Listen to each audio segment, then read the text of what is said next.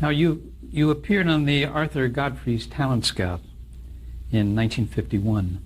That was... Whoa, was it really? Yes. And besides the Paul Whiteman appearance, this was kind of like your television debut on That's a national right. network That's show. right. How did that come about?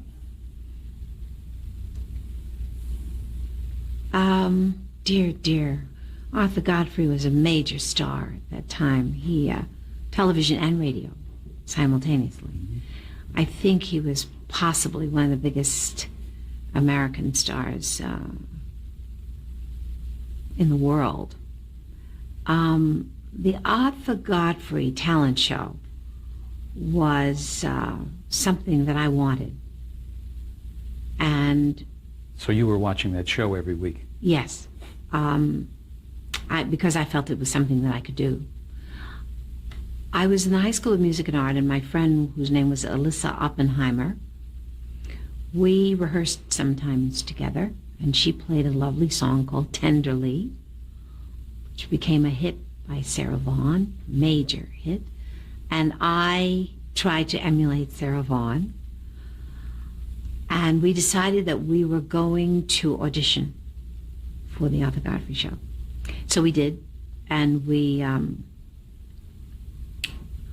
filled out this card, and we called ourselves Oppenheimer and Johnson, and the card goes in, and they come out, and they call you in that little waiting room. Oppenheimer and Johnson, and we went inside, and everyone thought it was hysterically funny because they thought they were going to see an old comedy team, Oppenheimer and Johnson, and then walked these two 17-year-old girls, or 16, whatever we were. And I was fortunate because they asked if I would come back again without my friend Alyssa, and she was thrilled for me, so much so that she called me in the middle of the night, and she said, you know, your name, I'm going to change my name, and I think you should change your name. And I said, I don't care about my name, I just want to get on the show. No, she's very important, because Diahann Johnson, it's too boring, and Alyssa Oppenheimer is too boring, and I think I'm going to become Lisa Collins, and why don't you call yourself Diahann Carroll? Take your first two names, invert them. And I said, fine, whatever you want. As always, I was more about the work of it. I thought if the work is good, they'll remember your name. I don't care what your name is. But that's where I got my name, Diahann Carroll. And I went back, and then I was on the show a couple of times. And then it was very interesting, too, to begin to get out into a larger arena than just the neighborhood, because Arthur Godfrey was very, very attracted to my mother. Arthur Godfrey really loved pretty ladies. And I think that's one of the reasons that I was on the show so quickly. Wasn't there an incident where you were in his office with your mother and he was kind of flirting with her? I was sitting there. I don't remember what he said or what he did, but I immediately explained to him that was absolutely unacceptable. And he was taken aback by that. No one had ever told him that. Probably. I don't know. But I think when something is done out of a kind of honesty and a kind of truth, that even if you've been getting away with I don't know what, you recognize it. So I think that was part of the attraction to my mother and myself. So then you did the Talent Scouts, and did you win the night that you were on? Yes. And what was the prize? Well, I remember I was able then to do the Arthur Godfrey radio show, which involved the McGuire sisters. That's where I met the McGuire sisters. And Phyllis, I think, went on to become the most infamous of the three girls. And there was a young Italian singer at that time who was on the show. I'll think of it, of course, afterward. It'll come up. Tell me about Arthur Godfrey, though. I mean, just your observations of him beyond the fact that he liked the ladies and flirted with your mother. Did he help you along? I mean, was he involved with what you were doing? He was involved with all of us. Yes, he was. He was sort of a producer-creator kind of mind, including wardrobe, and he would always make comments. At that time, he was considered bossy and demanding, but I appreciated it. I liked the fact that he had something to say about what I was wearing, what I was singing, and that he had something to say about almost everything. And I learned a great deal from that. We were all afraid of him. We were all in awe. It's like he was sharp. He had a sharp tongue and a sharp manner. But I didn't care as long as I was getting information. And then again, very strange, but there's something about my upbringing that whenever I was in the presence of that kind of I will control, I always spoke my mind. I always said, there's another way to work. We don't have to work this way. I will probably receive more information from you. I remember what happened with Otto Preminger. I remember it happened with Sam Goldwyn. I want to get to those things too. Tell me about the Talent Scout show. Was that telecast from a theater in New York? Or a studio? The radio show came from a studio. I think it was NBC he was at that time, I'm thinking. And the television show was CBS. Was CBS. So then it must have been CBS. Were you nervous that first time you had to go on the Talent Scouts? Were you scared? Do you remember that night? I'm trying to remember. There's always a strange thing about fear. There's a certain kind of fear that you need, that you have to have. And I realize now that that is the kind of fear that motivated me. I wanted to be out there in front of the public. Of course I was afraid, but I was afraid not to the extent that it didn't impede your performance. It did not. As a matter of fact, it enhanced it. Enhanced what I wanted to do. It enabled me to want to conquer the moment, I suppose, is what happens to a lot of people in my business. Do you remember what you sang that night for the Talent Scouts audition? For some reason, I was a young woman who was in love with the song, Why Was I Born? It seems to me I sang it wherever I went. I don't know what that song meant to me, but maybe it was just vocally a wonderful showy, kind of melodic. I probably sang Why Was I Born? Or maybe More Than You Know, something that was very heavy romantic. Did your parents watch the show? Of course they did that night. Yes, they did. And you remember their reaction? They were very proud. They were very proud. My parents were not enamored with the thought of my becoming a part of show business. They were very proud, but it was obvious that they would like me to put this aside, because the most important thing was to become a doctor, a lawyer, an Indian chief, whatever it is that one studies at university and walks away with that. As they called it, you have to get that piece of paper. You must get that degree. So it was a double-edged sword for them each time I performed. When you performed, were you considered like a celebrity in your own neighborhood? Did the other kids come over and tell you how good you were and everything? Some that were fortunate enough to have a television set. Right. Or really to be aware that there was such a thing as the Arthur Godfrey show. Yes, but not really, nothing such as we know today. You're on television today and the world knows it while you're on the air. But there were a few accolades, that feeling of being special a little bit.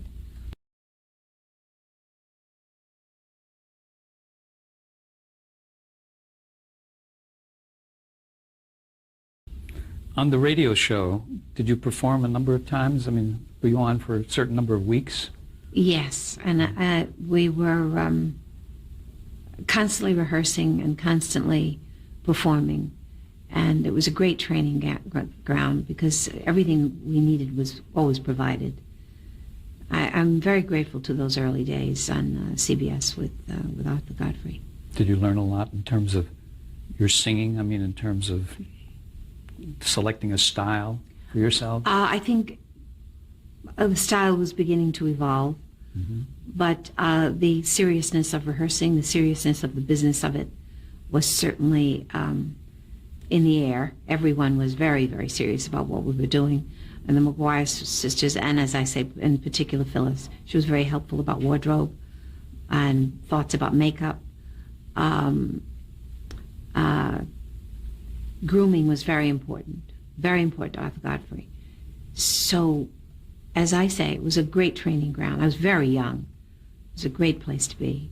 But you could do that and go to school at the same time. Absolutely. Yeah. Absolutely. Nothing was more important to my parents than my going to school. And if the choice had to be made between going on the air or going to school, there was no question. Did that ever come up that way? I'm sure it did. Yeah.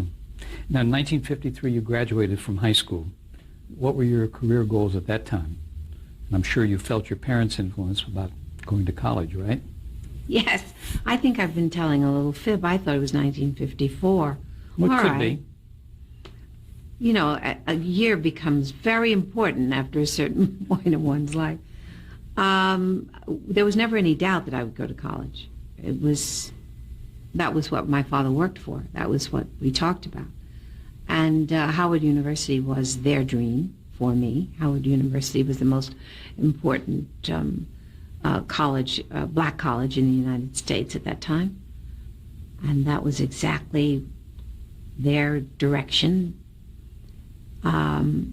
When I announced that I did not want to go to Howard University, once again a family conference, it was an experience that they had so looked forward to for me, going to Washington, being in an environment of learning that was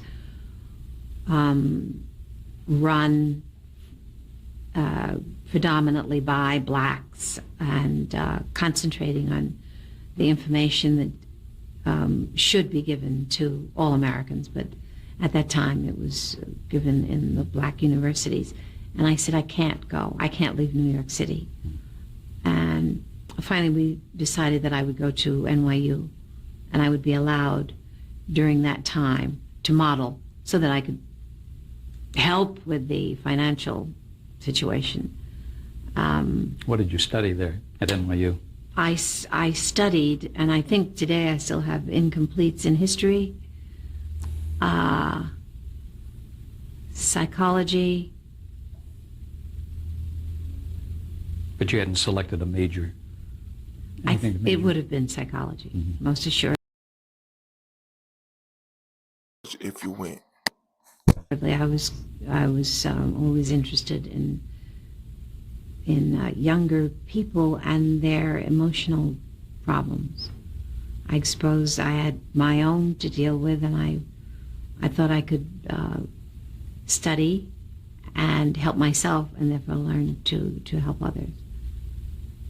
I also knew that there was a part of my character that I don't like to finish a situation until I've exhausted every possibility of whatever area there is to find information, and I thought that would be helpful to other young people. It's a wonderful trait to have that. Sometimes. Well, there are times sometimes it gets you into trouble. And it can we won't talk definitely about that. get you into trouble. Okay. I'm going to 1953 now, to a show called Chance of a Lifetime that was on ABC. Do you remember how that came about? How you got Once again, I was on a. These shows were very popular at that time. Yes. And I saw the show. I auditioned for the show, and it's always a learning process for the show as well as for me. I realized as I became older that I brought information to them and they brought information to me. The exchange was important. I remember Dennis James was a wonderful man, wonderful to me, who wrote this beautiful introduction for me. And it was all about the fact that I'm black. And I said, Dennis, I think the introduction is beautiful, but there's some things about it that are a bit obvious. I mean, the minute I walk on stage, I don't think they're going to perceive me as anything except black. So what are the other things that you see when you see me? What are the other things that you think about when you see me? Could we include more of those in the introduction? And that was the beginning of a friendship. And that was at the age of 15 or 16 that you... Something like that. I've always had a big mouth. Pretty heavy duty for someone that age. Well, maybe, but if we are aware of the complete separation and how much I resented it, I dealt with that kind of thought process daily. This was not just an incident that provoked it in me. It was something that I dealt with hourly, moment to moment. What was your acceptance like on that show, on Chance of a Lifetime? And did they treat you well? That went very well. Yeah. And I won a Chance of a Lifetime for three consecutive weeks, right? So there was this business of $3,000 to be dealt with, and my parents once again had to say, we're willing to allow you to take the $3,000 to use it for your career, but you have to remember that you will come back and you will have to continue your education. We'll allow this, but you must remember that your education has to be completed. Well, now you've appeared on Arthur Godfrey's Talent Scouts and been on the radio, and now you've been on television with Chance of a Lifetime. What was your impression of television? Were you seeing there an opportunity for yourself to perhaps come in and make a career out of that, or were you still interested in the modeling and school and singing? Well, I really wanted it all. Mm-hmm. If there had been a way to continue with pursuing my degree, I would have done that as well as pursue the career. And I loved the exposure of television, because television was growing constantly. So the exposure meant, it meant jobs, it meant more exposure, it meant going out into the workplace. It meant flying to Hollywood because someone had seen you on television to do another television show that was shot in California. It meant excitement. It meant it was good. But it was how very was it good. to be a black performer in 1953 on television? I mean, were there opportunities? Very few. Mm-hmm. And for many years, I arrived in this town, and I asked if I could be the first performer on the show, so that I could catch the red eye and get out of here. Because there was something about being in the vicinity of television and film, knowing that there was no place for you. There was just more rejection than I could bear. So I left immediately. After the performance, of course. And they listened to you and put you on first? Yes, and I was quite honest about, I just like to leave this town. Mm-hmm. Well, one of your prizes on Chance of a Lifetime was a week's engagement at the New York nightclub, the Latin Quarter. Was this the first time you ever performed in a nightclub? Yes, it was. Tell me about your experiences, what your feelings were about that. This was a very important nightclub, the Latin Quarter. It was run by a man whose name is Lou Walters, whose daughter is Barbara Walters. And it was the nightclub in New York City at that time. The fact that they affiliated themselves with Chance of a Lifetime was, for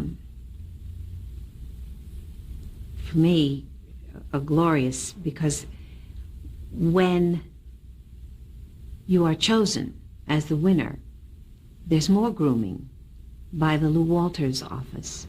There's more attention paid to the music, to the orchestrations, to the presentation, so that when you appear at the club, you are as professional as they could possibly make you. So it was a very beneficial situation for performers like myself. That's why Christine Jorgensen, who was an international incident in the world because of her sex change. She was a man who became a woman. That's right. And Christine decided that I should be taught the proper carriage and how to bow. And so I arrived early every evening so that she and I could go through the routine of walking on stage and what the business of carriage meant to the audience. And that is how you convey to the audience who is in charge without causing friction. It's not to make them hostile towards you, but there's a way to say to them, I'm doing this and you are going to watch me. You're going to participate by your silence, but I am in charge. That was a fine line, right? Yes. It takes a while to learn. Do you recall, because so many times in those nightclubs when a performer would appear, people would talk and drink and do whatever else they were doing and not give them the attention. Do you recall that you got their attention? I recall that most of the time, even as a youngster, I got their attention. Then I was very aware of the fact that there were times when it was, it was a lost cause. It was that was a drinking, smoking period in our history. So our audiences very often were rowdy. Do you remember what you sang at that time? Did you sing Why Was I Born? Of course I did. I sang all of what we call now good old songs. Rodgers and Hart, Harold Arlen, all the fine composers of that day.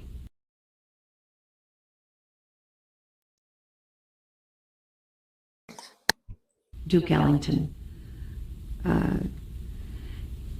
It was to become, I guess, I didn't realize it, but I was becoming a chanteuse. And it was imperative that you know all of the material. I was talking to Bobby Short about that the other night because he was appearing here, and he's an encyclopedia of material, and he explains the history, and that's why the audience is so riveted. He sure can capture an audience, can't he? Yes, yes, and he knows how to walk that line with perfection. It was a growing period, good period.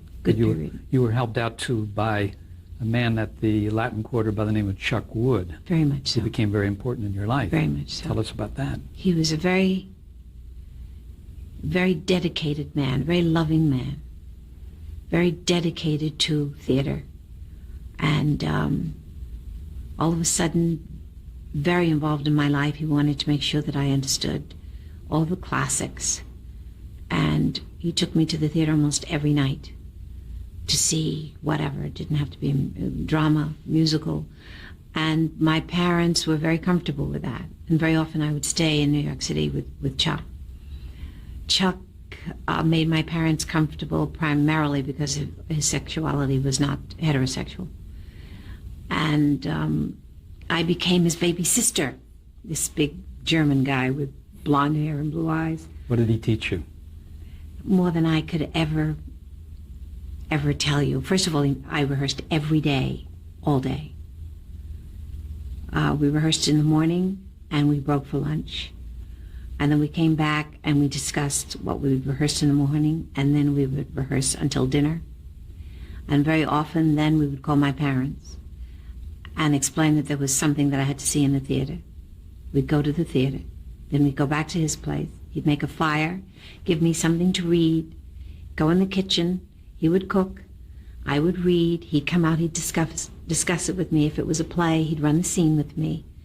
And then after supper, he'd throw a blanket over me and say, now you can rest. And very often the day started at 9 and ended at 1. What an education. And he did all that because he cared for me. And he never really wanted me to work nightclubs. He wanted me to work only theater. he said, it's expected that you'll work nightclubs. It's expected that you'll be sexy. It's expected. If I hear the word exotic once more about someone who is really has the potential to become a fine actress, I'll scream. The only reason they say that you're exotic is because of the color of your skin. And I heard all this. And I heard all of it. And it all went into the equation of whatever it is that I eventually decided to be as an artist. When he became your manager, was he out looking for jobs for Broadway roles for you? Constantly. He's the reason that I did House of Flowers. That was 1955. Is that right? Yeah, we'll get to that. 55, something like that. Mm-hmm. So did he get you auditions? Did you have to go sing? Yes. Yes, and he went with me. And did he accompany you on the piano? No, he had someone who was, she was brilliant. She was the first black female conductor on Broadway. Her name was Joyce Brown. And Joyce worked with me every day. We did every audition that one could possibly attend. Sometimes just to observe, to watch how the audition was run. It was a thorough schooling. I thought it was a taskmaster, but I loved him. The truth is to be told, I complained a lot, but it was fabulous. Oh, wonderful for you. Yes. Someone like that in your life. Yes. Did you find that you could audition for roles that were wide open or only for black roles? Oh, at that time, it was only for black roles. There was no such thing. No as, way. No, there was no such thing as a crossover role. Where did you perform at that time? Did you start working in nightclubs, or did you have performances out of town? Yes. There were clubs always. Nightclubs were very popular. There was one in Pittsburgh, one in Chicago, one in Florida, and in the beginning I traveled alone. That was a rough time. That was very hard. Hard life. A very hard life, and particularly going into areas that had never seen a young black woman. They didn't know anything about a young black woman who wanted to become an actress, a singer. And I remember being in towns where if I walked down the main street, all the people would come out of the shops to observe me because they'd never seen anyone like me before.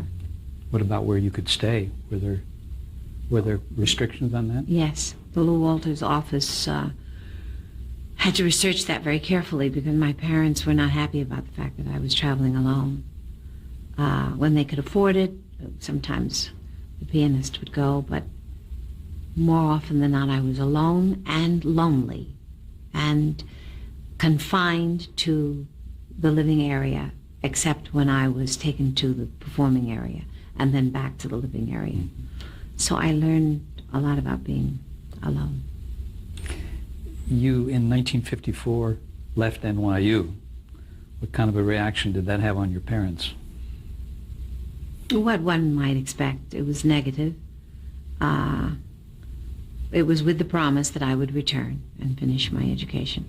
They insisted upon a 2-year period that I would pursue this career. And I thought that was fair. I thought, all right, let's try it for 2 years. Let's see what happens. And within that 2-year period, I mean, you know what happened. Right. We're going to take it up on the next tape. Okay. All right. Let me know in the comments, what do you think about this video? You have just watched Diahann Carroll interview, part 2 of 8.